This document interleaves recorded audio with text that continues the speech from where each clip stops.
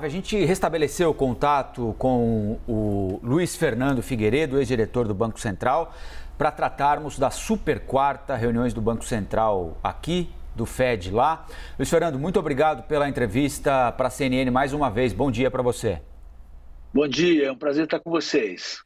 Luiz Fernando, pelo que a gente tem visto aí dos seus colegas, de analistas, as altas são certas, não é? Hoje à noite, hoje é quarta, né? Quarta. Então, hoje à noite mesmo aqui e lá também, super quarta, óbvio que hoje é quarta.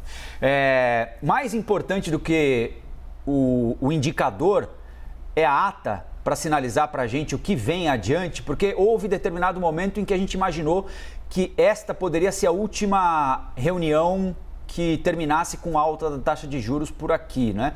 É possível ter essa esperança ou não, Luiz Fernando? Olha, é possível sim. O problema é que nem tudo são rosas, né? E do lado aqui do Brasil, nós estamos fazendo nosso dever de casa e estamos no final do processo de aperto monetário. Acontece que, como o resto do mundo não está ainda, a inflação continua subindo, continua surpreendendo para cima. Então, é muito difícil o Banco Central ser assertivo demais nessa reunião e dizer que vai parar, porque lá fora, por exemplo, mês passado o petróleo subiu mais 10%. Então, é difícil que a gente não importe mais inflação. Então, diante dessa dúvida, seria razoável o Banco Central falar, olha, eu quero parar, mas eu vou deixar uma frestinha aberta. Luiz Fernando, aproveito para chamar a nossa analista de economia, Priscila Yazbek. Pri, com você. Obrigada pela entrevista, Luiz Fernando. Queria te perguntar, tudo bem? Queria te perguntar sobre o quanto que a gente vai ter que conviver com essa taxa de juros alta, né? Tem ali a curva de juros futuro, né, que traz as negociações que acontecem no mercado, trazem uma expectativa do que o mercado está esperando para os juros no futuro. E o vértice de 2025 está fechando acima de 13%. É sinal de que a gente pode conviver com esses juros muito altos até lá? Olha, essa mesma curva, ela já coloca uma queda de juros entre janeiro e março do ano que vem, né? O que acontece é que a gente está diante de tanta incerteza, e essa incerteza ela está sendo quase que a sua totalidade importada do exterior, né? O que está acontecendo lá fora, e depois, se você quiser, a gente fala um pouco, é uma grande turbulência. Eles estão em apuros. No nosso caso, nós não estamos, mas a gente, como todo mundo, acaba sofrendo, né, o que vem lá de fora. Então, essa curva ela tem o que a gente chama muito de prêmio de risco, principalmente esses vértices mais longos, né? Mas quando você olha a parte curta, que não tem tanto esse prêmio de risco, o mercado já projeta uma queda no início do ano que vem. Luiz Fernando, eu lembro que na última super quarta a expectativa era de que continuasse aumentando, mas não aumentando da forma como a gente estava acompanhando, pelo menos nos últimos meses, nas últimas semanas. A gente pode esperar isso, pelo menos para os próximos meses? Isso deve continuar acontecendo, pelo menos, né, a partir dessa reunião do Copom de hoje? Sim, o próprio Banco Central, o diretor de política monetária, o Bruno, ele disse que em algum evento aí nos últimos dias, que a intenção do Banco Central era não subir muito mais e ficar mais tempo se for necessário, que eu acho inclusive muito razoável, né? Porque não adianta ficar escalando. Tem um tempo para a política para a inflação responder à política monetária, então não adianta ficar subindo enquanto você não vê resposta. Então, é muito provável que do lado aqui do Brasil a coisa fique muito mais por aí mesmo. Talvez o Banco Central faça 50 pontos agora e uma última de 25 na reunião seguinte, mas é disso que nós estamos falando, é uma diferença pequena. Lá fora é que a confusão está muito maior. Então, eu queria falar um pouquinho sobre essa confusão lá fora. Hoje tem a decisão do Fed também, né? E a gente até noticiou ontem, se eu não estiver enganado, que se for confirmada essa alta de 0,75, seria a maior desde 1994. né? Enfim, faz um tempão que o Banco Central não tem de ser tão rígido por causa da inflação por lá, né? Embora a inflação deles seja muito mais baixa do que a nossa aqui, é muito alta para os padrões deles. O que é que está acontecendo lá fora? Por que é que você disse que a confusão lá é pior do que a confusão aqui? E essa alta na taxa de juros norte-americana pode contribuir para que os americanos enfrentem uma recessão no ano que vem, como andam dizendo, Luciano? Vamos lá. Eles não veem uma inflação dessas há mais de 40 anos. E, honestamente, eles estão aprendendo a lidar com ela. Nunca lidaram. Tá? Nesse caso, o Brasil tem até uma vantagem, porque o Brasil já lidou muitas vezes com inflação, então ele sabe lidar. Não é por outra razão que a gente está com a taxa de juros já no final do ciclo e eles estão só começando. E eles foram muito tímidos, mas tímidos demais. Muito por não saber mesmo lidar e achar que as coisas acabam se acertando, porque em países desenvolvidos as coisas acabam se acertando com muito mais facilidade do que nos países emergentes, né? Então eles acabaram tendo essa crença e as coisas não são bem assim. A inflação lá está em 8%, então ela não está tão mais baixa do que no Brasil, e eles estão com juro ainda abaixo de 1%. E eles ainda têm uma crença de que com 3% eles resolvem a fatura. Não resolvem. 3% de juros com uma inflação de 8% não dá certo, você não consegue reduzir a inflação. Então eles terão que fazer mais coisas para conseguir reduzir a inflação. E é exatamente esse momento que a gente está vivendo lá fora.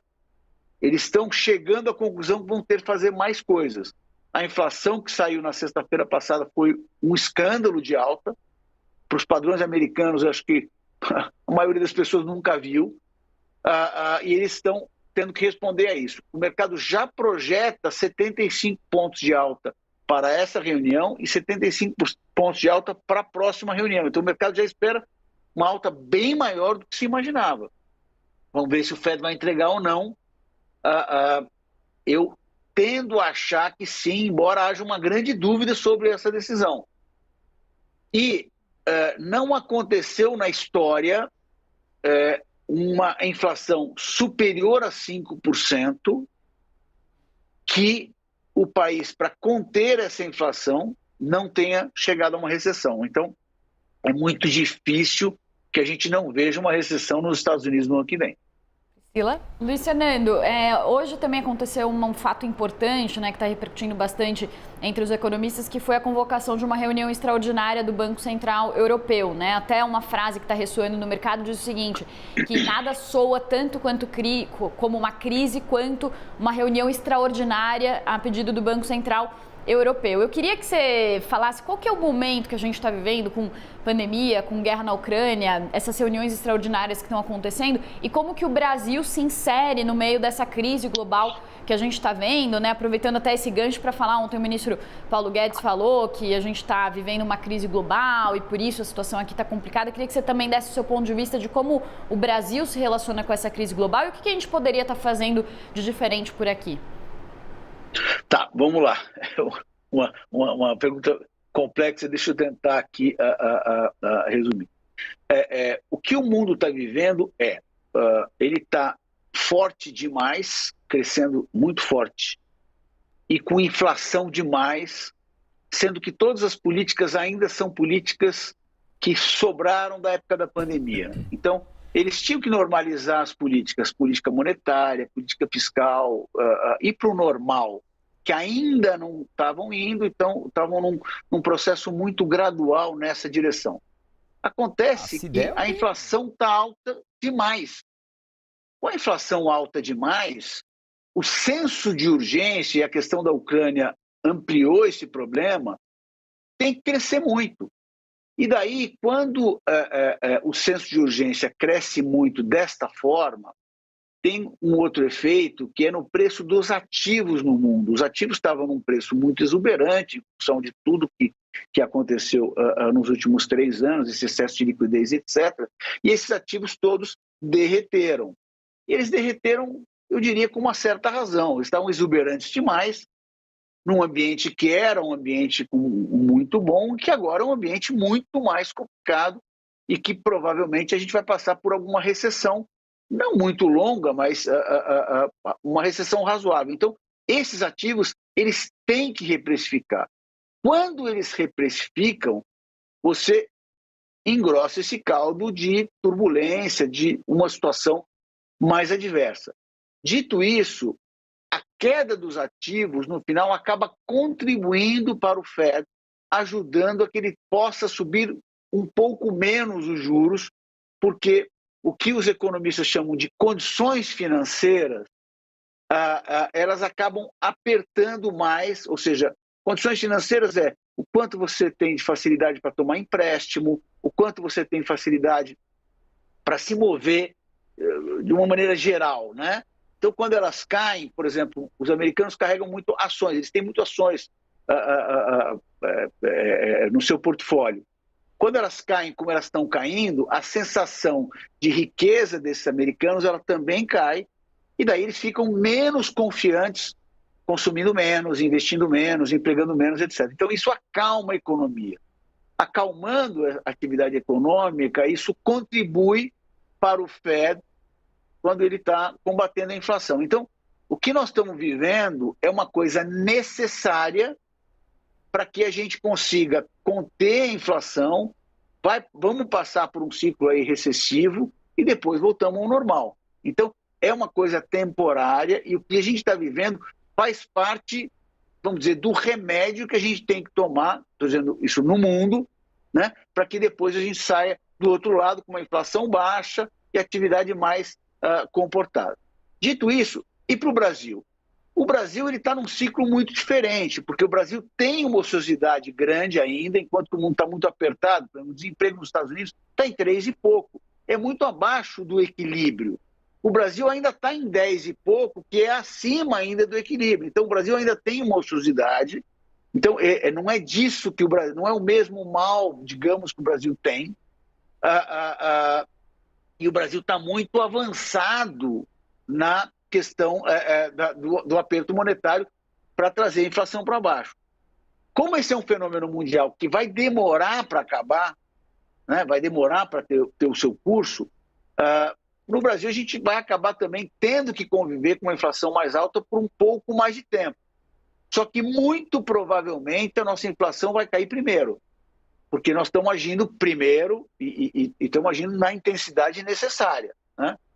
Dito isso, o Brasil tem alguns outros motores que o ajudam bastante. Um deles são as commodities, né? Elas subiram muito, e o Brasil é um grande produtor e exportador de commodities. Isso tem ajudado bastante o Brasil, embora tenha trazido inflação, tem ajudado do outro lado também em termos de atividade. Vamos lembrar que o setor agrícola é 30% do PIB.